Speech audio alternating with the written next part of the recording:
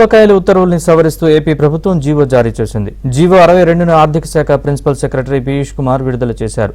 ఉద్యోగులు, పెన్షనర్ల DA జీవోల్లో AP ప్రభుత్వం మార్పులు చేసింది. ప్రభుత్వ ఉద్యోగులకు నేటి నుంచి ఏడాదిలోపు 3 వాయిదాల్లో డిఏ బకాయిలు చెల్లించాలని నిర్ణయించింది.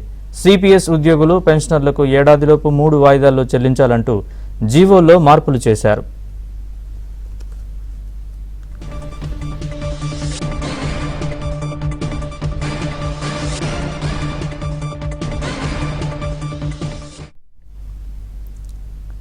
ఇక ప్రభుత్వం దృష్టికి తీసుకెళ్లిన వెంటనే సవరణ జీవో జారీ చేసినందుకు ఏపీ ఎన్జీఓ అధ్యక్షుడు విద్యాసాగర్ హర్షం వ్యక్తం చేశారు.